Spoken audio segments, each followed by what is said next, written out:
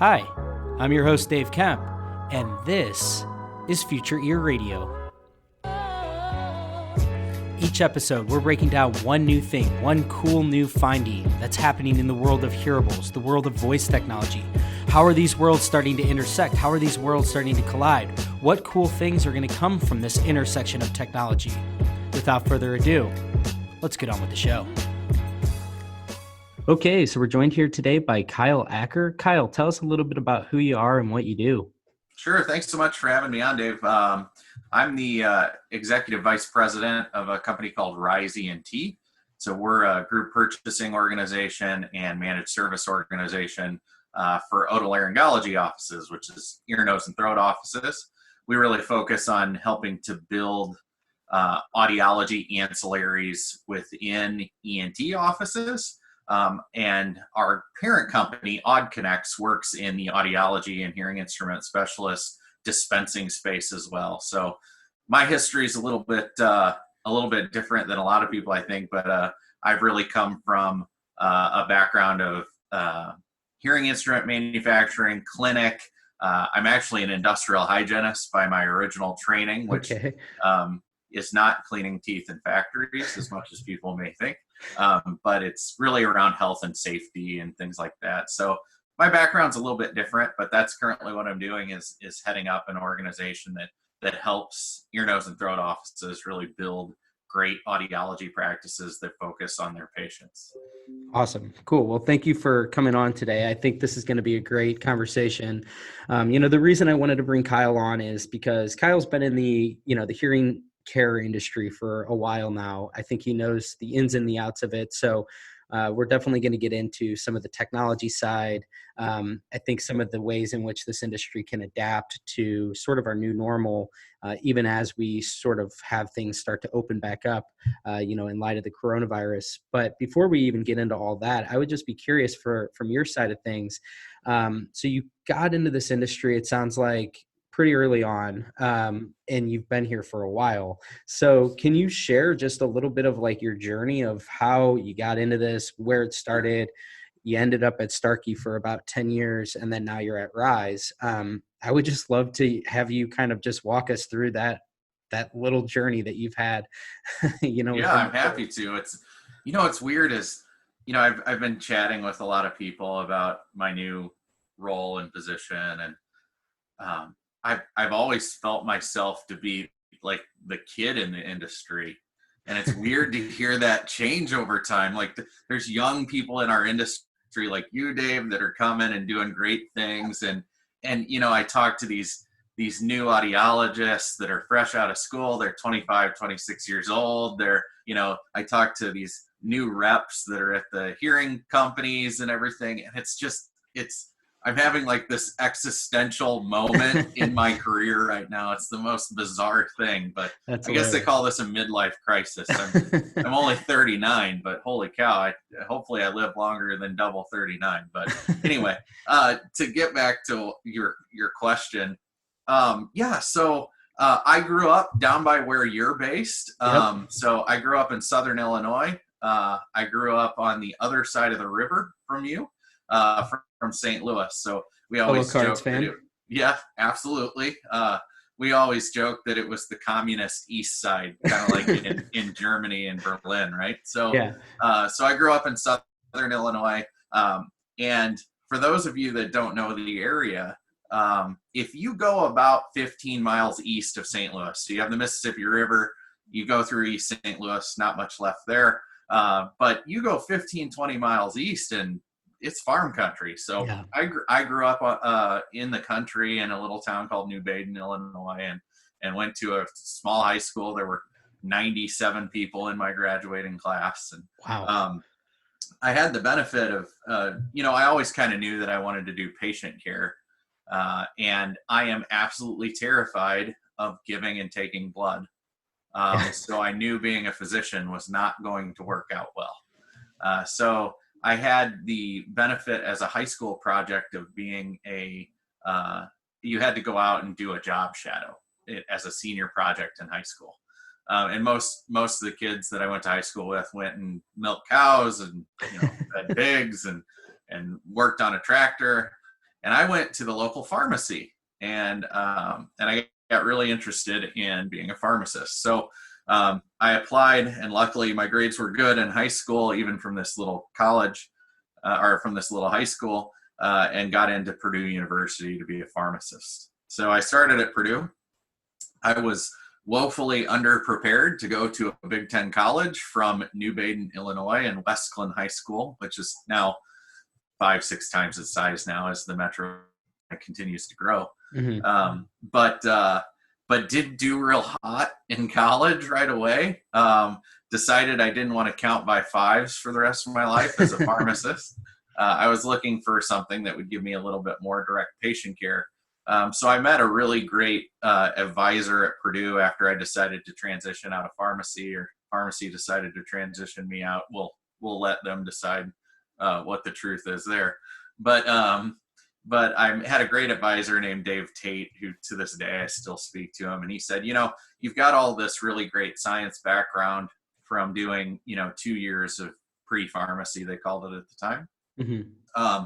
There's this really easy transfer degree for you. And I said, okay, less college, easy transfer, something I might like, tell me about it. And it happened to be in health sciences at Purdue in a program called industrial hygiene, which is focused around health and safety, like I told you before.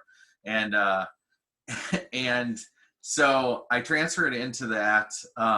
It was housed in health sciences, which was at the time was its own school at Purdue, but it sat between nursing, engineering, and liberal arts almost. Okay. So I took classes in civil engineering, and I took classes in nuclear pharmacy, and I took all just these random classes. So I learned a lot about toxicity and mm-hmm. and the body and ergonomics and working with the worker. And so I did a couple really awesome internships. One of them was at a semiconductor factory in Florida, Palm Bay, Florida, okay. for a company called Intersil. So if you remember, do you remember the old like blue box Linksys routers, the first wireless routers, right? Mm-hmm. The blue and black ones. So Intersil was a spinoff of Harris Technologies, which is a huge governmental contractor. They make communication satellites and guidance systems for missiles, and they're like a Raytheon or a General Dynamics type company. And so they made the original chips that went in the Linksys routers. Very cool. I worked there for a while and did some chemical exposure assessment, because they use really nasty chemicals when they're making silicon wafers to turn into chips and stuff like that. And then the next internship I did was with Eli Lilly, a company they have called Elanco. Okay. So Elanco makes animal products. So they make feeds for animals that have antibiotics and stuff in them, which is totally not cool these days. But they were kind of one of the first ones that did that. And Eli Lilly's a great company in the state of Indiana. And they're actually working on a COVID vaccine right now and making really good progress. But one of the things when you're making these huge vats of animal feed, is that these machines that shake down all the antibiotics and stuff into the food are super loud. Yeah. And so they had me do, as part of an industrial hygiene externship, they had me do a hearing conservation program for the factory. And that's where I first started learning about hearing in depth. Interesting. So my background in audiology and hearing aids and all that stuff, totally bizarre, right? Totally different. So anyway, got interested in hearing, went to graduate school to be an audiologist. As part of that, I helped run a research lab for Dr. King Chung, who's now at Northern Illinois. We did some of the first research around using directional microphone technology in cochlear implants, which now is commonplace, using noise reduction technology in cochlear implants. So mm-hmm. I learned so much from her. She's awesome. She's a brilliant researcher. And I think Purdue really lost somebody great when she transferred over to NIU to start her lab there. But I learned a lot about the scientific process and everything there. So So graduated, became a clinician at the American Institute of Balance. So I started doing a lot of vestibular stuff, but still had a passion for hearing technology. Did clinic for about 3.5 years, and then was picked up by Starkey Hearing Technologies. So I was a regional trainer at Starkey. So I used to do all the trainings on the technology and stuff. Then I was promoted after 7 or 8 months to manage the education and training team there. And then I made a transition over into sales when the sales team was really looking for somebody that had some strong technical skill to help build our, sales talk tracks and things like that. And then in January, I made the transition over to start this new company, RiseENT. So it's been a long, crazy ride. I always tell new audiologists, it's like, you want to do something, find it, you can do it. I mean, I love that though. I love people that have these sort of like meandering roads that lead them here. And you've had this like interesting combination of like you were working at like a semiconductor company, yeah. which obviously has led you to being so knowledgeable about, the innovation that's happening within the hearing aids. You've had this whole aspect of the hearing conservation side. I mean, I think that I had a conversation with Deanne Rudden and Brian Irvin not long ago where Deanne mentioned that she's been working with like industrial workforces. And I continue to think that I'm like, there's so much opportunity for this profession to just better make, different types of work settings aware of the need for hearing conservation so that you get ahead of this whole problem. And so I just think that that's so interesting, like this background that's culminated into, your life experience and how they've all sort of come together in such a unique way.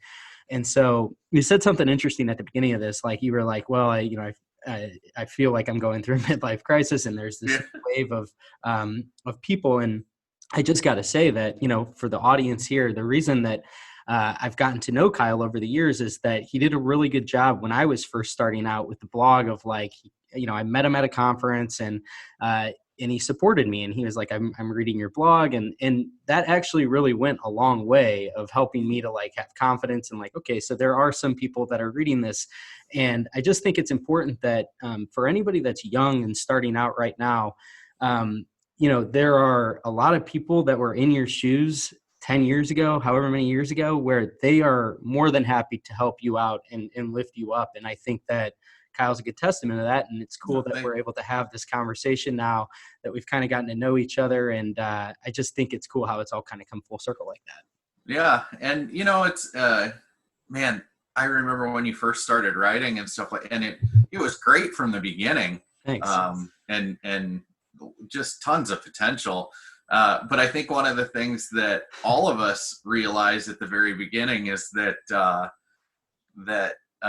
sometimes you have to read through some of the marketing speak and you have to understand the underlying technology to truly be able to understand it and explain it to others around you. And so I think that may have been what some of my initial guidance was when you and I first started talking, is that, well, it doesn't really work like that. No, it's true. It sounds good, but understanding the underlying technology. And it's funny you say that, a lot of people have started looking to my Facebook posts, I started writing about COVID and how it's affecting the United States and a lot of people have, and I was doing it just for fun. Like I need to digest data and understand like cathartic. it. Yeah. For me to feel comfortable with it. And so I started writing some things down back in late February, early March, when COVID really started taking off. And so a lot of people have started relying on that now for their information. But one of the things that I always caution others, and I will always, is that, look, anybody is just one source of information for you, and you need to be a conscious consumer of data and a conscious consumer of information. It's important that you come to your own decisions on what is real and what is not. So so that's kind of the initial discussions that you and I had. What is it? It's probably been 5-6 years ago now, and look how well it served you. So Thanks, man. I'll I pat appreciate myself it. on the back for that piece of advice. Yeah. Well, it's Don't cool. listen to me. I'm Yeah, telling right. you. Yeah. Well, it's So, cool though. It's cool that we can that I've gotten to build the rapport with you to where it's like, all right, now let's have a conversation over a podcast. And I just think it speaks to this idea that, going off of what you were saying about writing about COVID is like, I felt really passionate when I first started writing about this, about a subset of the whole industry, which was the technology side. Like I was really, really passionate about it. And I felt like this desire where I was like, I need to put this into writing and I need to make this public. And I didn't honestly, initially, it wasn't that big of a deal to me, like how many people were reading it, because it was just like, I felt like it was just my own process of thinking through things. And it's crazy of like how one step leads into the next. And then before you know it, you're like, this is kind of becoming like a thing that I'm doing routinely. And so going off of what you were saying with COVID, obviously you've been following this really closely. Quick barometer check. Here we are. We're recording this on, what is it, May 6th. What's your general sense right now with the pandemic? I mean, we don't need to go like too deep into it, but are you what's your general gist of where we stand right now as somebody that's been following this as close as you have? it feels like to me that we're right in the middle of it. It's kind of what it feels like to me. Yeah. And my concern is so if you look at infection rate and death rate, unfortunately, and if you look at mortality rates, so how many new cases do we see a day? Mm-hmm. How many new deaths do we see a day? And what percentage of those that test positive die, right? And total population as well. It seems like there has been a plateau. My concern is how long does the plateau last? So I was hoping that by next week, so I've kind of been saying, I feel like the second week of May is the turning point on this thing. Mm-hmm. And I said that since early April. Wow. I'm concerned that we haven't started to see a decline. Yeah. So when we see a couple days of downward trending of new cases, it then starts to pick up again. So we're getting kind of this sinusoidal wave, which concerns me a little bit, because the hope was that things would start, in most other countries, what you've seen is that it's come up and it's peaked and then it's started to trail off a bit in new cases and in total cases. So part of the reason why we're seeing a plateau rather than a decline is that I don't think our data sources are doing a really awesome job right now of tracking people that have fully recovered. So one of the ways that you see a total cases decline is, well, if a bunch of people get better, then you deduct that number from the numerator, right? Okay. Yeah, that makes sense. So if we're not following up on people that get better super well, then it's kind of hard to see total cases decline. But it's also that, as a country, we've gotten really tired of social distancing and all the lockdowns, and not just tired of it. I mean, people are truly suffering. There's, I just released an article this morning. Starkey was nice enough to pick it up on their blog about how important it is that people with hearing impairment wear their hearing aids all the time, even when they're at home, because you need to keep your brain activated. Yeah. Alerts and things like that are important. But it concerns me that we're getting tired of our own medicine a little bit. And that, you see some states like Georgia and Tennessee go back to what's almost normal. Florida has started to do that as well. One of my friends down in the West Coast beaches in Florida, they went out to a restaurant last night, and the only requirement at the restaurant can be at 25% normal capacity, and they had to separate out the table. This is a highly infectious virus. Right. I mean, it spreads like the measles. Hmm. Only the measles we now have a vaccine for. We don't have one for COVID, for coronavirus. So it concerns me a little bit that our cases are not declining. And I think that for us to really recover, that we need to see that, and that was outlined by the president in his reopening guidelines. And it seems like we're getting a little bit ahead of ourselves. So Yeah. it concerns me a bit, Dave. So, now tying this back to our industry, right? I think that there's been a lot of, obviously, just like every business out there, I think that there's been this pent up demand of, when can we open and how do we actually go about doing that? Um, I think that one of the interesting things that's happened with this, and I don't mean that to make light of the situation, but interesting from the standpoint of, looking at the longer term picture here is, I've seen people term this as like the great accelerant, meaning that a lot of the existing technologies that were already sort of like undergoing their own maturation, telehealth, things such as that, remote work in general, these things were progressing steadily. And it appeared as if like down the line, we would have a future where telehealth became the new normal. And it's like, I've seen a number of different quotes, like Satya Nadella over at Microsoft. He said that we've seen more transformation in the last 2 months than we would have expected in the next 3 years. So it's this great acceleration of these pre-existing trends. And one of them, obviously, that applies to this industry is telehealth, and just the notion of conducting remote services for your patients. And it seems like this March, April window in particular was a really good time for people to wrap their heads around what this might look like. And what I wonder is that, and this is sort of like a loaded question because it includes the notion of the broad context of the whole coronavirus. But as we start to reopen practices again and people start to return to sort of the old standard of care, right? Like just like what they had been doing pre-virus. I wonder if the telehealth and the understanding that there's a real need to implement this, at least to offer it, I think, as an alternative, um, in particularly given the patient demographic that tends to be the one that's being seen, that's also the most at risk for this virus, it seems. Older adults, maybe with pre-existing conditions.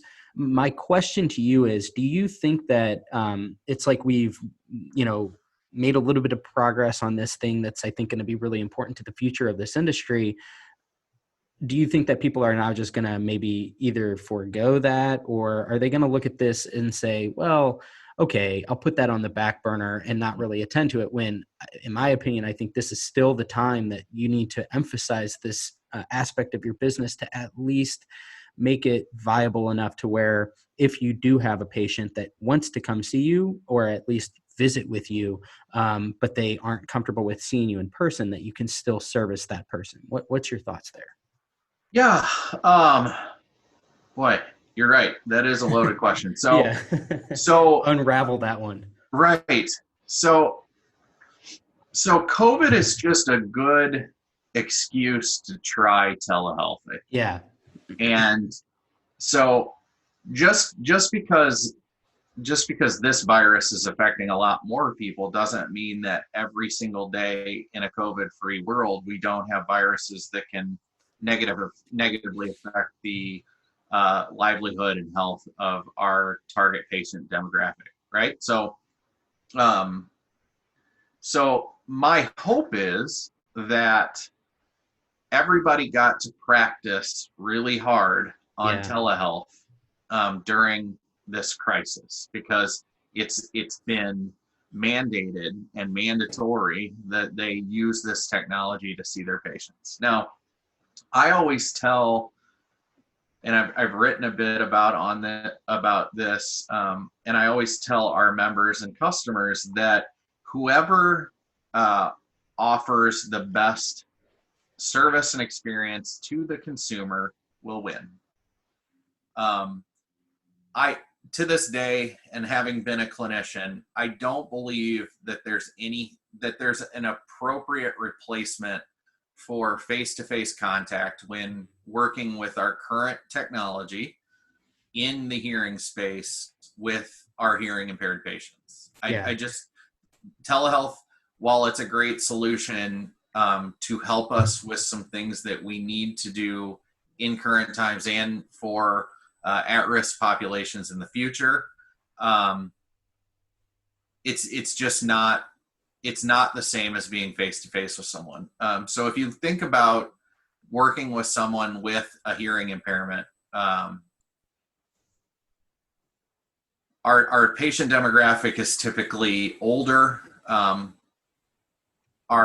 Even though our patient demographic is getting better at technology, they're still not great at it in general. I know that's a gross stereotype and generalization. As a matter of fact, my 87-year-old grandmother, my dad just bought her an iPad because she couldn't see her grandkids or great grandkids. Dad bought her an iPad with the LTE because she didn't have internet at her house.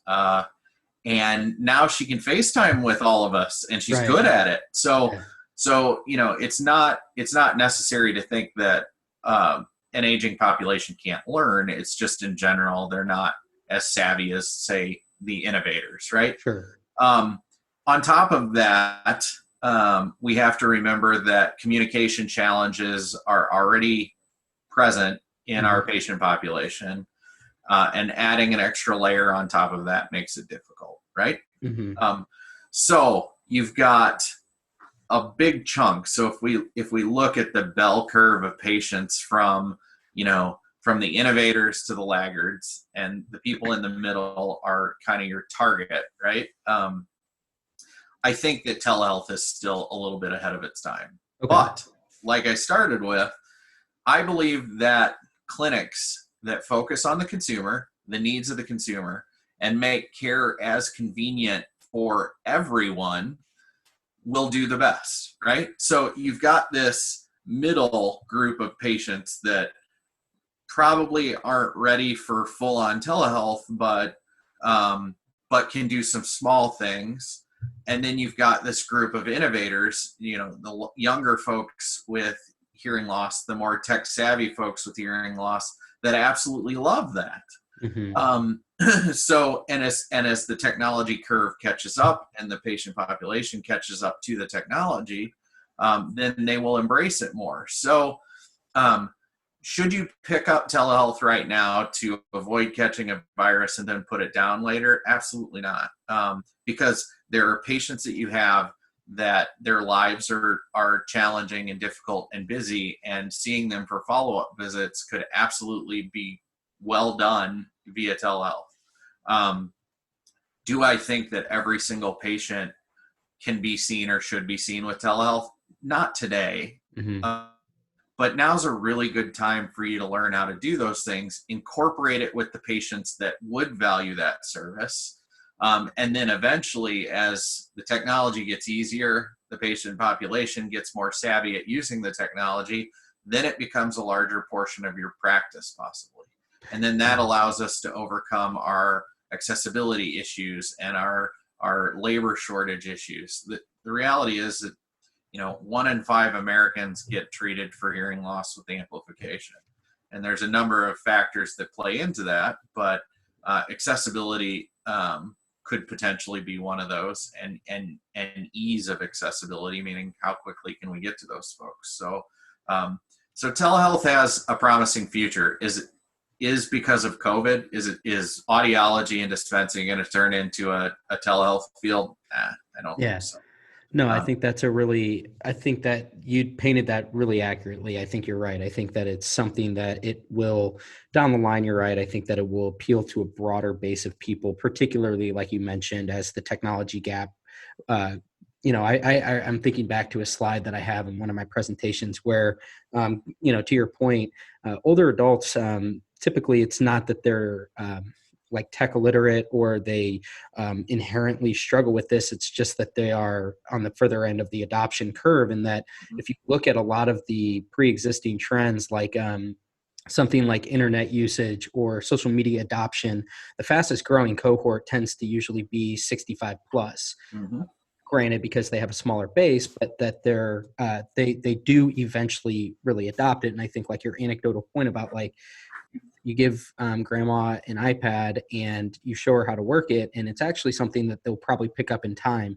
And so I think that you make a really good point there, though. That is like this is still a good time, I think, uh, to teach yourself this and at least give it a chance that it might appeal to some people, so that you're prepared as time goes on to make it more available, to a wider set of people. So I think that's probably the right approach here. Is that ultimately face-to-face consultations, and just especially given the nature of this type of consultation, where there is usually a language or a communication barrier, given the nature of why they're coming to see you, because they have hearing loss.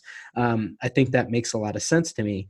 And I think where I want to go with this now is, you mentioned, one in five Americans have hearing loss. And this it's something that I think, has flown under the radar a little bit with the general population, in terms of their knowledge of just how widespread of a problem this is. And you look at some of the new comorbidity data that's been coming out around cognitive decline, and just the wide variety of different things that are associated with, isolation, and which is usually a byproduct, or sometimes can be a byproduct of the lack of being able to hear people and being able to communicate, and just the ability to communicate depreciating to the point where you start to withdraw.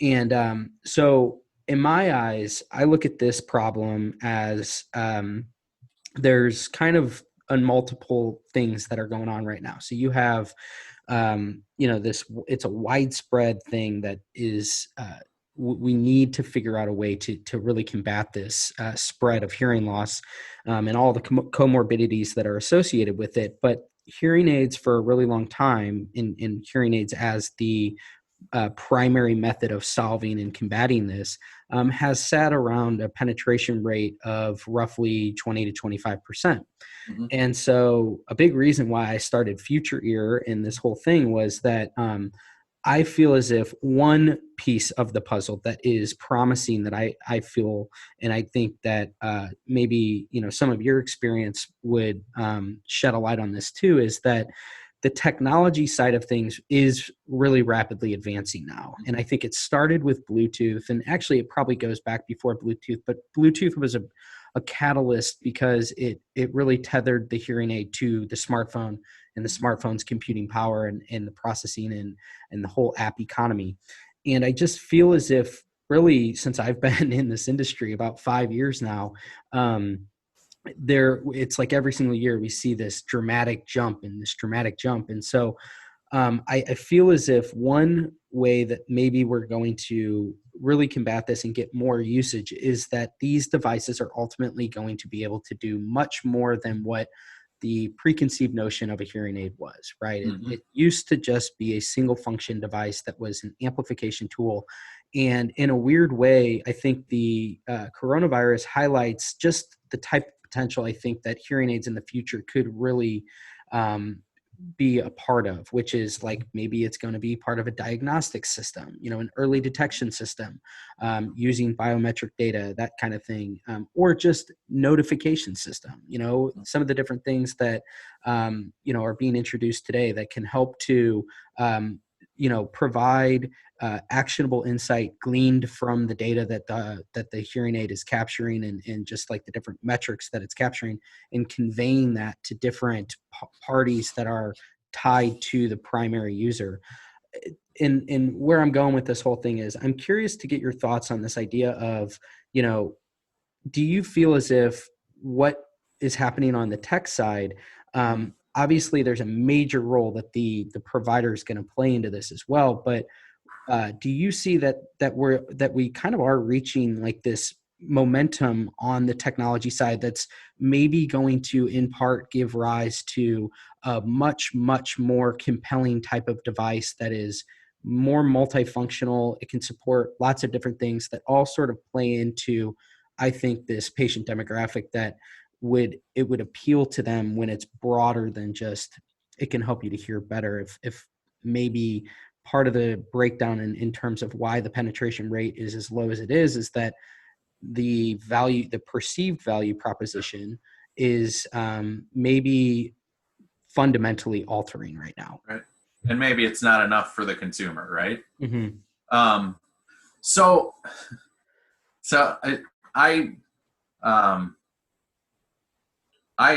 often tell audiologists and hearing instrument specialists that they command the most valuable piece of real estate on the body.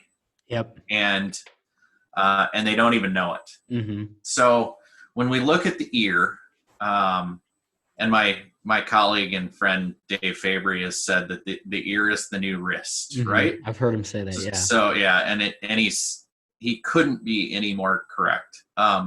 So when we look at biometric tracking today of human health, you see it focused around the wrist. And so your Apple Watch, Fitbit, Garmin, whatever it is that you use is what we're using today for biometric information. Heart rate, there's some new technology that suggests SpO2 can be pulled mm-hmm. Using some advanced sensors similar to what heart rate uses. Step counts, activity, movement, caloric, estimated caloric burn, all those different things, right? Mm-hmm. In a study that was done at Starkey, and when I worked at Starkey, I was lucky enough to be able to write on this, is that there's an awful lot of noise that comes from putting your biometric tracker on your wrist. It's an appendage. Mm-hmm. There's no better place on the body to pull biometric information than the ear. Yeah. Your ears are bilateral, so you have two of them. It's easy to do noise reduction in data sets when you have two data sources. So it's very easy to say, look, if we detect it very simply, if we detected a step on the left side, didn't detect one on the right side, really we have an arc, right? Because you should see a step register because it's on the midline in both ears. So very basic like that. It's great for error detection and artifact detection. But then you start thinking, what communication gateway to the brain? Well, it's the ear, right? Mm-hmm. So how we get information into our brain for two senses that are most important for communication is visually and auditorily. So you have this great gateway of information processing directly into the brain with the ear. Some other things that are really great, we can pull heart rate from the ear. The ear is very vascular, so it's while it's not easy, you can pull information like heart rate, SpO2, heart rate recovery, all those different things. There are some studies, and I've given talks about this at some academy meetings. There are some really strong studies that show micro shifts in temperature are excellent precursor indicators of potential disease. So there's a few studies done by Johns Hopkins that show that there are micro fluctuations in temperature prior to acquiring the full-blown flu. And as we know, and we've heard this referred to as a million times in the age of COVID, that the flu is, the most deadly virus that's out there, which isn't true. COVID actually much more deadly, but the flu kills a lot of people every year. And if we can build up people's immune system prior to getting a full-blown flu attack that leads to pneumonia, which leads to damage to the alveoli in the lungs, which then leads to cardiopulmonary issues. If we can cut that off at the pass and bump up people's immune system and give the immune system a chance to fight it because we detected a micro fluctuation in temperature 5 days before a full-blown flu attack, we could save hundreds of thousands, if not millions of lives a year. And it's the best place to take somebody's temperature, other than another orifice that's south of it, is in their ear canal, Yeah. right? So you start to look at, plus, you can look at tympanic reflexes. You can look at all of these different things. Yeah. We can do near field recordings of brain function from the ear. So you look, what better opportunity in the world do we have to make people healthier with technology than to use the ear? So great real estate spot. And it is my belief that because of that convergence of biometrics that occur at ear level, that there's no better place to do that. So now we have the best real estate. Now, how do we combine the technology? Now, the technology lags, unfortunately. There's two major factors that make it difficult to create a Fitbit in your ear that's super effective. And those two factors are microelectronics. So how do we get the packaging small enough? Because nobody, and we've seen this, right? Nobody wants to wear these big hunking things on their ear that fall off and they're uncomfortable and everything like that. And the hearing industry has done a really great job of miniaturizing all of this stuff. But that comes at cost, right?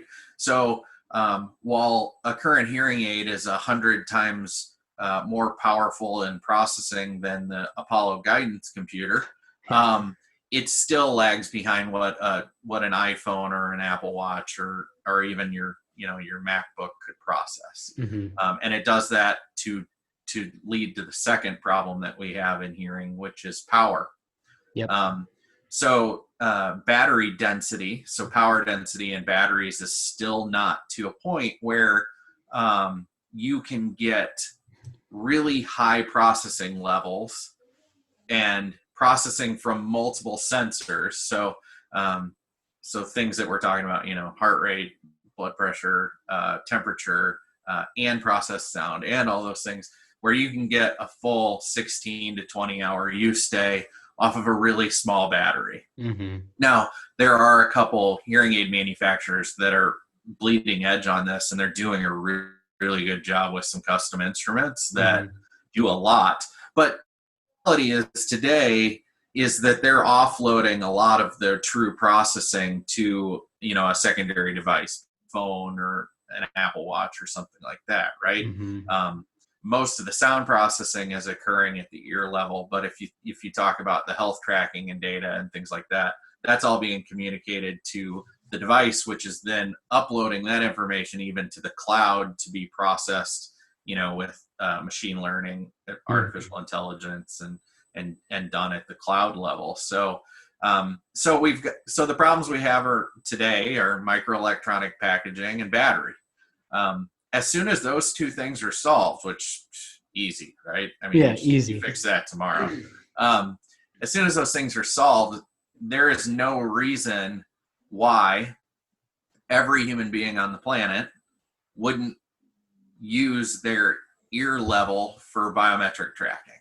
I mean, don't get me wrong, watches are a fashion item. So watches are never going away. And I know you talk a lot and interact a lot with the folks in the voice community. So I agree with you wholeheartedly that we, rather than using manual input devices like keyboards, mice, fingers, stuff like that will use our voice, and even, maybe 50, 100 years from now, we'll use our thoughts to drive user input.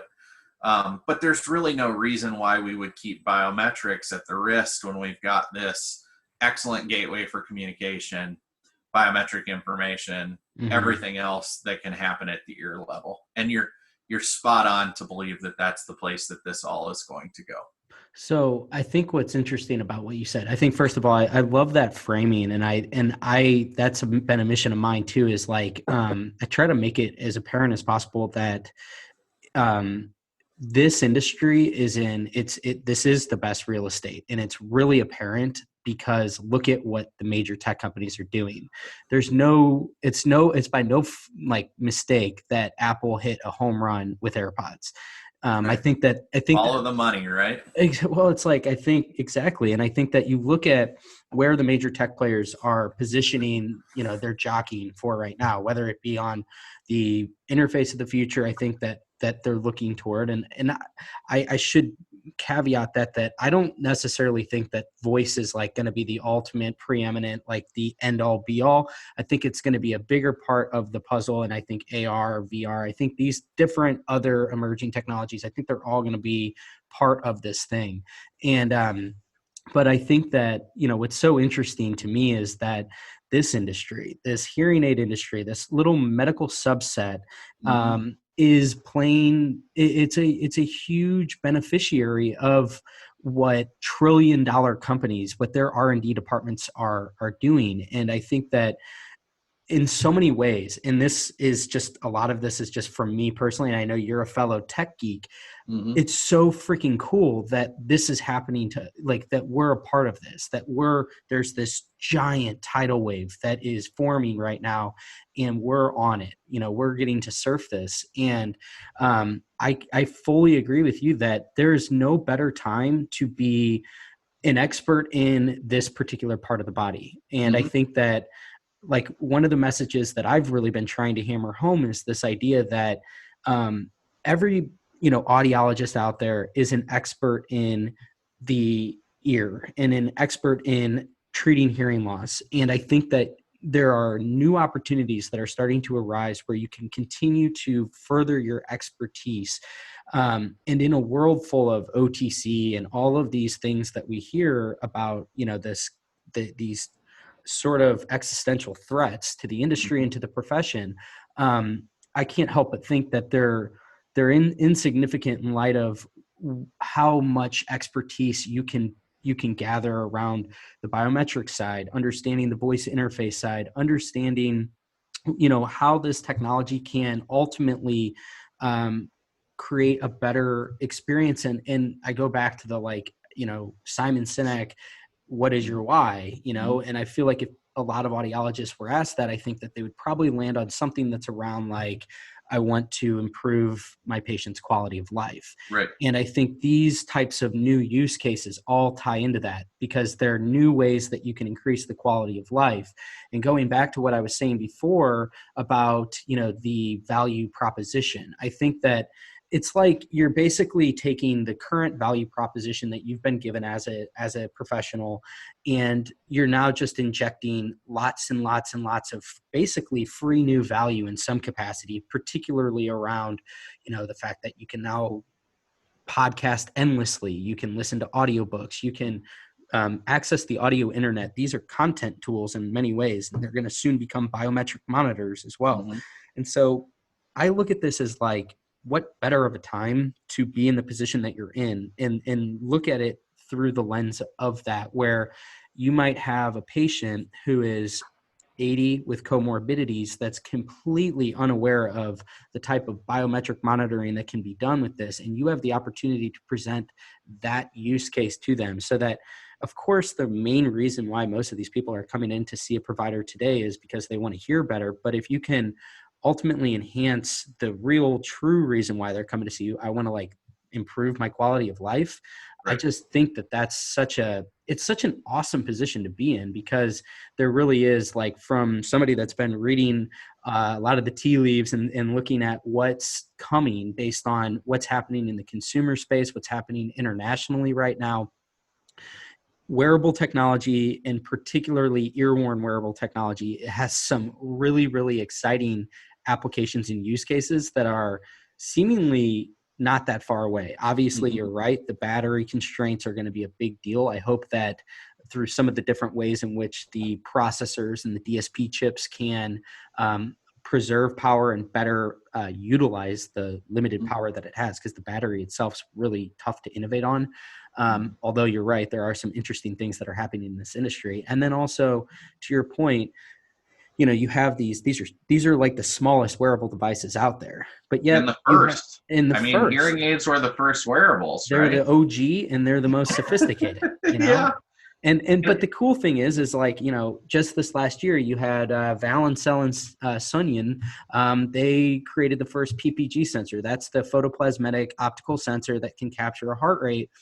that was small enough to fit on a receiver in the canal hearing aid. So like we are having like landmark moments happening right now that in 10 years we'll look back on in the same way that we look back on the first made for iPhone hearing aid. We'll look back on the first hearing aid that had a embedded, optical laser based sensor that's capable of capturing these things. And you look at like the first made for iPhone hearing aid is night and day difference between the types of hearing aids that are coming onto the market today. And it's a standardization of the technology. Everything is now Bluetooth enabled, and you're seeing there's like, it's taken a while, but now you have the Android side of things catching up too. So that's just a really long-winded way of saying that I see there being so much awesome technology sort of that's like happening and percolating right now.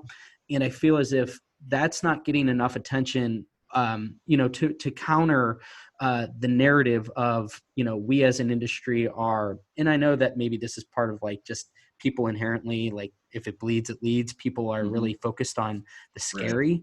But I do think that there is a whole lot to be excited about what's on the forefront right now. And it kind of ties into this whole narrative around telehealth too, which is that you can shy away from it. You can just, turn your back on it. But the fact of the matter is that it's real. It might not be something that's totally pervasive quite yet, but it's the writing's on the wall, and you have the opportunity now to really ingrain yourself with how this works and how you feel as if you could implement it. Because to your point, it might not make sense for a lot of the people that you feel need to have that face-to-face consultation, but there are probably some people that this type of stuff would appeal to. Yeah, for sure. And I in my career, I've had the opportunity to visit a lot with people in Silicon Valley and in the tech centers of the world. And one of the things that remains interesting to me, I've historically gone to CES and TechCrunch and a number of other big tech conferences where you see the bleeding edge technology, and you see kind of where it's a good opportunity to be a trend spotter for the future of tech, and voice first has certainly been a big leader.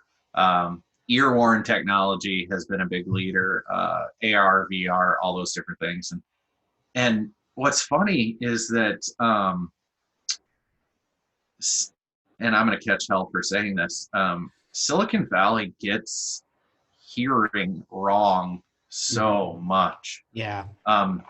They look at the technology that companies like Starkey and Sonova and Demont and WS Audiology and GN create, and they say, oh, well, we can do that. That's easy peasy, no problem. We'll have something out to you in 3 weeks, and you start to talk to some of these folks, and they start to realize what these devices do and how they work, right? So the I've got my AirPod Pros. The battery life is what, maybe 3 hours. Yeah, maybe 3-4 hours. I'm lucky. If you're talking on the phone, yeah.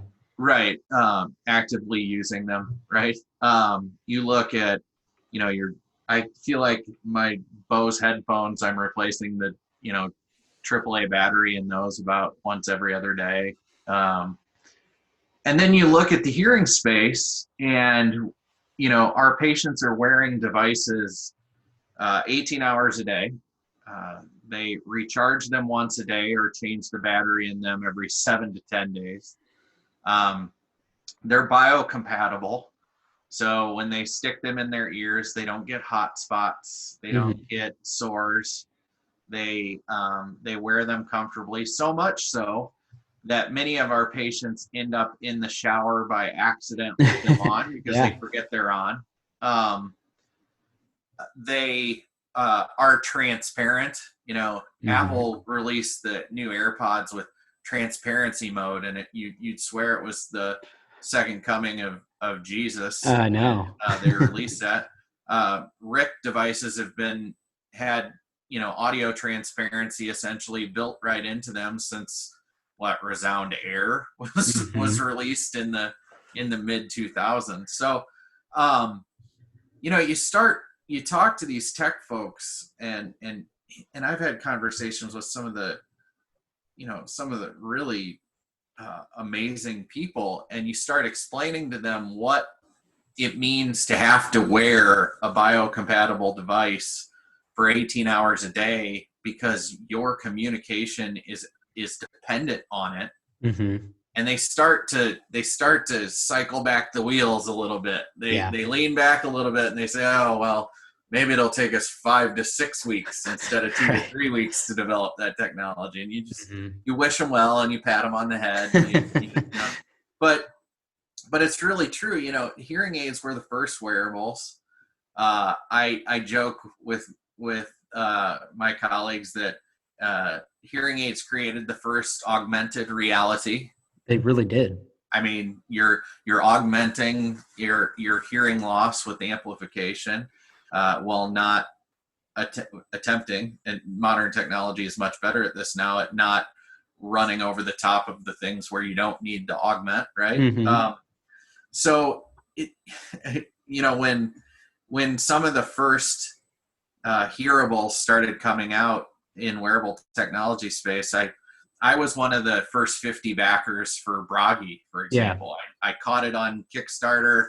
I'm like, if they can do half of what they're saying, then this is really a game changer. And they actually did, and I was a little disappointed that that the technology didn't take off like I thought it would. But but hearing is hard, and wearing a device in your ear is difficult, and so there's this big gap right now between hearable AirPod headphone, yeah, and a hearing aid that's worn all day long because it's required for communication. There's still a huge gap between these two things. And what I'd like to see is, because there are so many people, 15% of adults in the United States have hearing loss, because there's such this broad-based need for amplification and treating hearing loss, and there's so many negative things that can happen in your life if you don't treat hearing loss, that I would love to see this curve I'd love to see it jumped, right? Yeah. There's this huge chasm right now between consumer electronic technology and hearing technology. And I'd love to see more of the people that are in this doing this. And I'd love to see people do that through someone that can help guide them down that path to get the best outcomes. And it's my belief that will be needed for a long-term future, because the technology and the system is complicated, and picking the right system and picking the right solution for that person it requires expertise. I cannot agree more with you, and I think that is the bull argument for this profession. I think that there is, in my mind, undoubtedly going to be a rise in the complexity of the system, if you will. I think that's a really good way to think about it, is that these are going to increasingly become more system-based type things, whether it be one piece of hardware, but a system of software, or maybe it's just various hardware devices. But I think that this is where the real opportunity, I think, is going to lie across like the next 10 years, is going to be, for the audiologists to be just as well versed as they are in the academic and the true the field of audiology, but also increasingly in the technology, so that you can guide people, to your point, through understanding, in the same way that they do today, understanding what their needs are, but having a really good depth of what's available to them, and being able to piecemeal a solution specific to what that person needs. Because I think that that's where this is going, where you have a lot of really, really cool, exciting opportunities, and it's going to be up to the provider, I think, to really configure that system for their patient, to say, here are the different aspects of what we can provide you with, both through the technology, through the way that you wear the technology, all of those different things. I just think it's an exciting opportunity ultimately for this profession. Yeah, and the way that that gets done might change, and Mm-hmm. that's okay. Like, what if, what if the audiologist did the thing that they're best at, which is diagnosing hearing loss, recommending the best solution for that, um, and helping in the rehabilitative process, Mm-hmm. but mostly just kind of that front end. And then there was somebody else in your office that handled the Geek Squad type stuff, right? So the way I see this, and I've been making these recommendations to our members in Odd Connects and RiseENT, is that, focus on what you're best at. Yep. You are best um, at diagnosing and treating hearing loss. Maybe, your 22-year-old son is the best person to have in your office to help with the technology side of things. Totally. So just the basic stuff. So, you think about it this way. There's an analogy that I look at here, is that you've got an orthopedic surgeon and you have a physical therapist, Yeah. right? So the orthopedic surgeon diagnoses that you have a broken knee, and they say, this is the best knee replacement for this type of broken knee. And then they do the surgery and they take out the broken knee and put in a better bionic knee. Mm-hmm. And then they follow up a couple weeks later and they make sure that you don't have any infection, and they make sure that the knee piece is working the way it should, and that it's flexing appropriately, and that it's straight, and what they did was good. Mm-hmm. And then what do? They send you the physical therapist to begin your rehabilitative process to use that piece, right? So why is it that, the person that's involved with the selection, diagnosis, implantation, whatever, of the technology piece that they use in audiology is kind of the start to finish person, and it doesn't allow them to focus on what they're best at. Mm-hmm. And so I'd love to see some shift a little bit. It doesn't make sense, and I know I'm talking about the medical economics now, but it doesn't make sense for us to pay a doctor of audiology to troubleshoot Bluetooth all day long. Yep. I mean, it just doesn't. It doesn't make sense. Like, the audiologist is best at diagnosing hearing loss, recommending the best solution, and convincing somebody to make a step towards better hearing, right? The consultative approach to hearing management. It doesn't make sense to take somebody that's a doctor of audiology and then turn them into Best Buy's Geek Squad. It just doesn't. So put the people in the roles that are best at addressing the patient's needs. And I hope that we see our profession shift in that direction in a positive way.